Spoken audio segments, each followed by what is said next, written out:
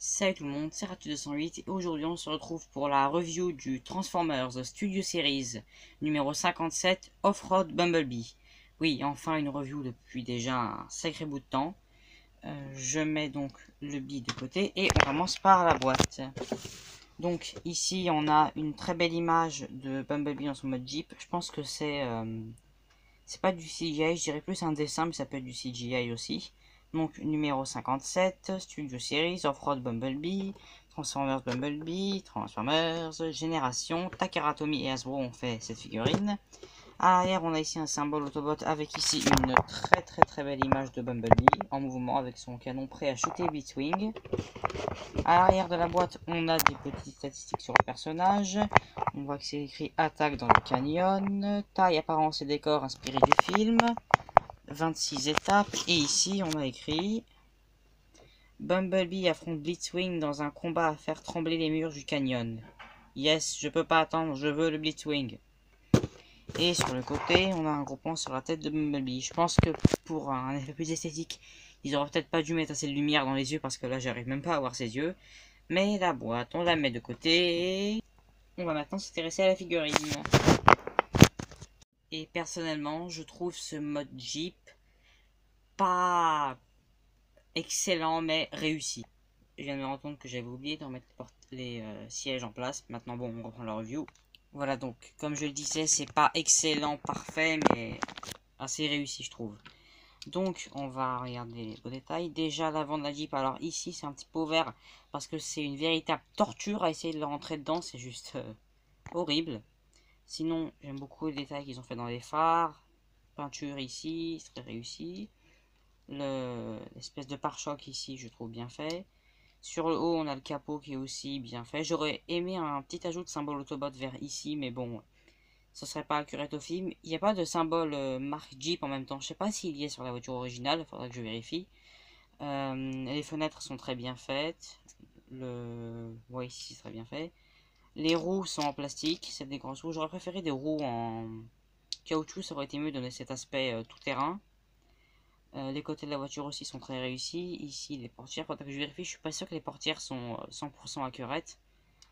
À l'intérieur, vous avez donc deux sièges et un volant ici qui ne peut pas tourner, mais on peut le mettre en bas et en haut. C'est un dû à la transformation. À l'arrière, on a ce qui semble être, je sais pas, de l'essence. Et ici, il y a un pneu d'échange. Ce sont des jeeps militaires, hein.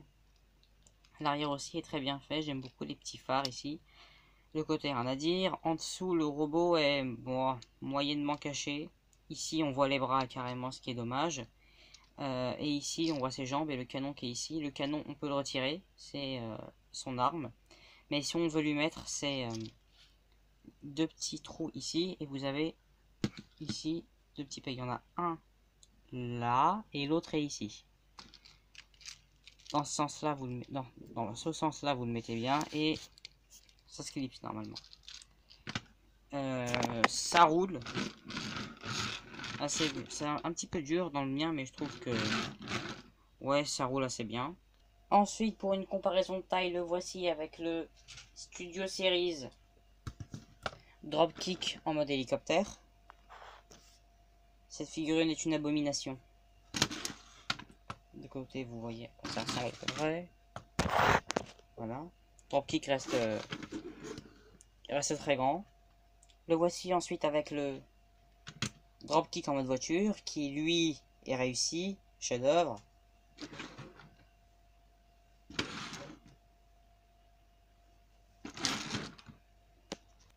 Le voici avec Shatter qui est en mode voiture. J'ai pas encore la Shatter en mode avion parce que malheureusement elle n'est plus disponible sur Capotoys parce que c'est sur Capotoys que j'ai eu ce petit billet.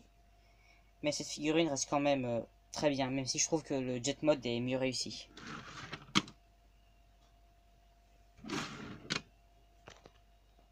Et enfin, le voici avec le reste des Studio Series B. Donc on va faire dans un ordre chronologique. Avec le Bumblebee en mode Camaro. Ouais. Le mode Camaro est un tout petit peu plus grand. Avec le Bumblebee mode coccinelle, Ces deux-là, donc, sont dans le même film. D'abord celui-là, ensuite celui-là. Et je trouve que celui-là est beaucoup plus accurate et fidèle au film que la version coccinelle. Et dire que la version coccinelle, c'est la version qu'on est censé voir le plus longtemps. Donc le GB est plus accurate que la version qui est censée être la version qu'on voit dans le film. Voilà. Et pour finir, le voici avec le Camaro Bumblebee. Celui-ci est le meilleur Studio Series Bumblebee qui est sorti à ce jour. Même si je trouve que celui-là aussi est très bien fait.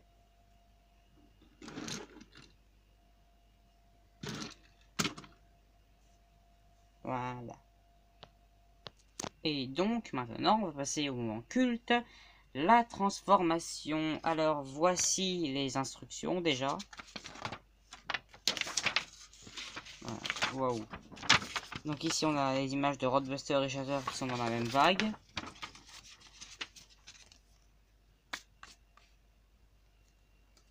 Et on commence la transfo. Alors, je dois avouer que j'aime bien la transfo de cette figurine. Elle est assez amusante. Parfois complexe et parfois simple. Donc déjà, on va retirer le canon pour le mettre de côté. On va commencer par ici. Vous allez les fenêtres ici et l'avant de la voiture, vous allez les ramener ici. Vous mettez la roue ici pour l'instant. Vous détachez les bras et vous les ramenez en haut. Ensuite, vous rabaissez les portiers, les sièges et les pièces qui sont ici, vous les ramenez tout en bas. On va déjà commencer par faire les pieds. Vous séparez tout ça. Et là, il y aura son pingas qui va sortir. Et vous ramenez tout ici. Ça ne se clipse pas, quoique bon, un tout petit peu. Pour faire les pieds, vous prenez cette partie ici, l'arrière de la voiture, et vous déclipsez. Vous ramenez ici et vous tournez. Ensuite, pour ce qui est des roues et la partie qui est ici, vous la déclipsez. C'est facile à faire. Et vous ramenez tout ça ici. Et la roue, vous avez juste à la ramener à l'intérieur, comme ça. Ensuite, pour ce qui est de la portière, vous la ramenez juste ici. Ça ne se clipse pas, mais vous avez déjà le premier pied qui est fait. Vous faites la même chose de l'autre côté. On ramène, on tourne, on rabat, on rentre la roue à l'intérieur et on descend la portière. Et donc là, normalement, vous avez les jambes qui sont faites. On va maintenant faire le haut.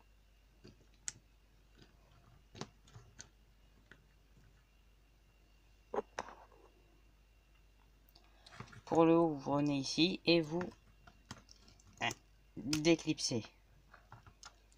Ensuite, pour ce qui est du torse, vous écartez un tout petit peu et vous ramenez ça ici. Vous mettez ça en bas et vous ramenez la tête. Vous rentrez les roues à l'intérieur et vous clipsez ce qu'il y a là, juste ici. Ici. Et voilà. On ramène les bras et on les tourne. Ici, vous séparez le faux torse et vous rentrez l'avant de la voiture. Vous ramenez tout ça ici et vous remettez ça vers l'arrière. Ensuite, pour la tête, vous avez juste à ramener cette partie. Et là, vous avez le Off-Road Bumblebee en mode robot. Ah non, oups. La roue qui est là, vous la ramenez à l'intérieur. Et donc là, vous avez bel et bien le GB en mode robot. Alors après tout, cette figurine est très réussie. Meilleure représentation de Bumblebee dans son film pour l'instant. À moins qu'il y ait un Camaro Bumblebee de la fin du film ou bien un Cybertronien Bumblebee. Là, on a Jack Leaf Jumper qui arrive dans quelques mois. Donc je pense que ouais, on a des chances pour un repaint. On va regarder les détails. Donc, un petit focus. Encore un petit peu plus. Un petit peu plus. Bon. Ici, on a la tête de Bumblebee que je trouve vachement... elle est plus grande que celle du Volkswagen Bumblebee et un petit peu plus détaillée. Voilà. Le torse aussi, bon, c'est un faux torse évidemment, donc ces petites pièces que j'aime pas trop, ça rend pas du coup trop accurate au film. Il faudrait qu'il ait vraiment deux gros trucs bien placés comme ça et pas de petits trucs qui le tiennent, mais ça va pour moi. Les jambes aussi sont très détaillées, sont un petit peu bulky, ce qui recrée cet effet du début du film. Parce que quand il aura sa forme coccinelle, il aura les jambes un petit peu plus arrondies, alors qu'ici elles sont toutes carrées, c'est ce que j'aime bien. Oui, j'aime bien l'effet carré chez les robots. Les bras aussi sont très détaillés. Ça, c'est la même pièce qui est utilisée, je crois, pour le Bumblebee coccinelle, ce qui fait que c'est pas totalement accurate au film. Hein. Ses épaules sont un petit peu différentes dans le film. Les bras aussi sont très détaillés, j'aime beaucoup. Ce sont les mêmes bras qui vont être utilisés pour faire le Studio Series Cliff Jumper de Bumblebee. Je sais, je fais que des comparaisons depuis tout à l'heure. Les pieds aussi sont très bien faits, avec cet aspect un petit peu plus bulky. Bon, à l'arrière, on voit quand même l'huile et la roue de secours. Le backpack est assez bien caché, j'aime bien ça, déjà que je déteste les backpacks chez les Transformers. Et je trouve que celui-là est assez réussi, même si bon, on aurait quand même pu faire de ces pièces-là des espèces de portières qui est là en arrière.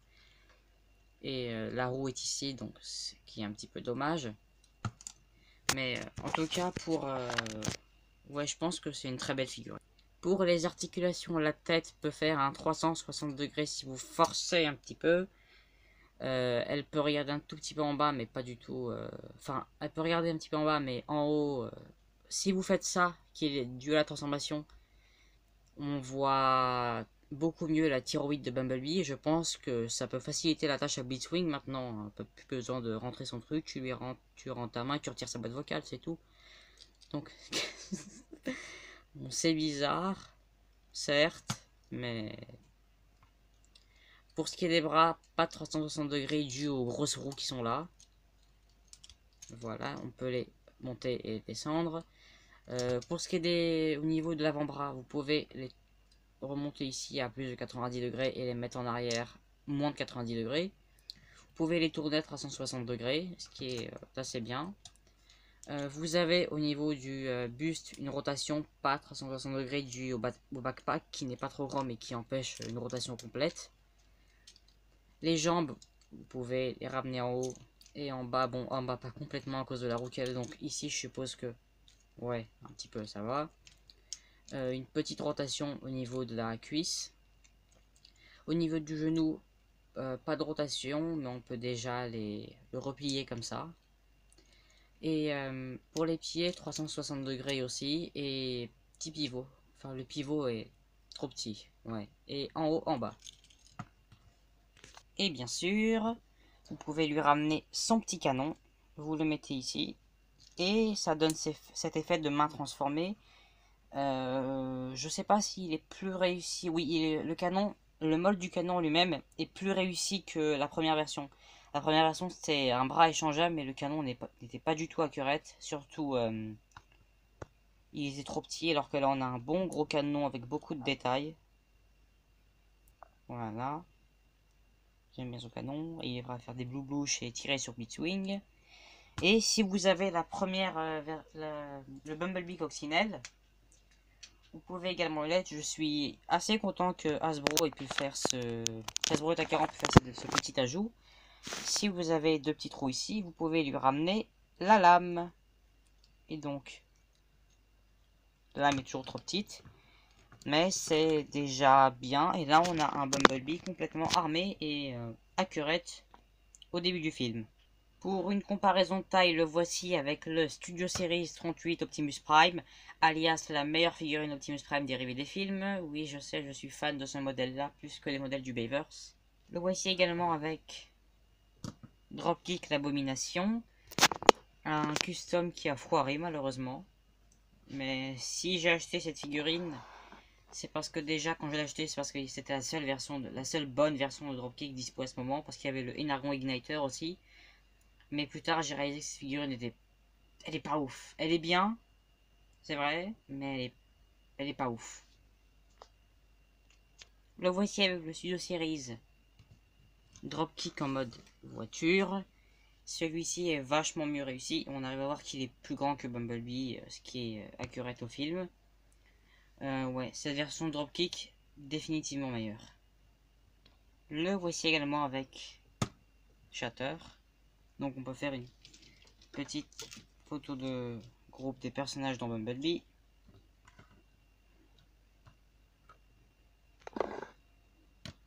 Et petite musique derrière. Voilà, donc ça arrive. On aura bientôt Cliff Jumper et bientôt Blitzwing. Mon dieu, cette figurine me fait envie. Je bave dès que je la vois. Le voici également avec le Studio Series 1977 Camaro Bumblebee. Celui-là du Bayverse et celui-là du Nightverse. Voilà, premier mode terrestre. La comparaison des premiers modes terrestres qui ont eu le même personnage dans les séries de films différents. Le voici avec le Coccinelle Bumblebee. Donc ils sont de la même taille. Ouais. Je les trouve, ouais, je trouve celui-là définitivement, je le trouve meilleur que le premier. Beaucoup plus accurate. Le backpack est bien reformé sur lui-même, contrairement au petit Bumblebee. Alors, excusez-moi d'avance, j'ai complètement oublié de le faire pendant la comparaison des modes alternatifs. Mais voici le World War II Bumblebee, ou Bumblebee de la Deuxième Guerre mondiale, de The Last Night. Bon, j'ai complètement oublié de le faire en mode véhicule. Mais ouais, voilà, je trouve cette figurine est considérée comme étant une abomination due à son backpack et à ses couleurs et à son mode véhicule qui n'est pas accurate au film. Mais j'ai une petite affection pour elle. Par contre, pas du tout pour le Hot Rod. Je déteste ce Hot Rod. Et pour finir, le voici avec le Studio Series Camaro 2007 Bumblebee. Et donc, bien évidemment, c'est un Studio Series, alors vous pouvez lui ramener le décor avec lequel il est fourni avec, qui recrée donc la scène de combat avec Blitzwing, je t'aime. Ici, on a un avion, je ne suis pas sûr que ce soit Blitzwing, ça doit juste être un avion lambda. Avec ici les humains, donc du secteur 7, et vous pouvez mettre Bumblebee prêt à botter le cul de Blitzwing. Et donc voilà, c'était ma review du Studio Series numéro 57 Bumblebee, Off-Road Bumblebee, ou Jeep comme vous voulez. Une très belle figurine que je vous recommande si vous ne l'avez pas encore, que vous êtes un fan des Studio Series et de Bumblebee de film. Ou si vous êtes un fan de Bumblebee en général, je vous la conseille vraiment. C'est un mode très différent, original pour Bumblebee, différent d'une voiture de sport. Je sais que le mode de The Last Night aussi était différent d'une voiture de sport, mais bon, c'était pas vraiment Bumblebee. Et là, on retrouve quelques aspects de Bumblebee, comme par exemple les roues en arrière, la couleur jaune, le torse bien... On voit bien le torse. Donc voilà, si vous avez... je suis aussi également très hype pour le Blitzwing, je peux pas attendre. Il sort en août, je crois. Celui-là, je le prendrai dès que j'ai l'occasion. Et l'occasion, je l'aurai vite, donc je le prendrai sans hésiter. Donc voilà, j'espère que cette vidéo vous aura plu. Si vous l'avez aimé, mettez un petit like. N'hésitez pas à vous abonner et à laisser de jolis commentaires. Ciao, ciao, ciao. Et voilà une petite photo de famille.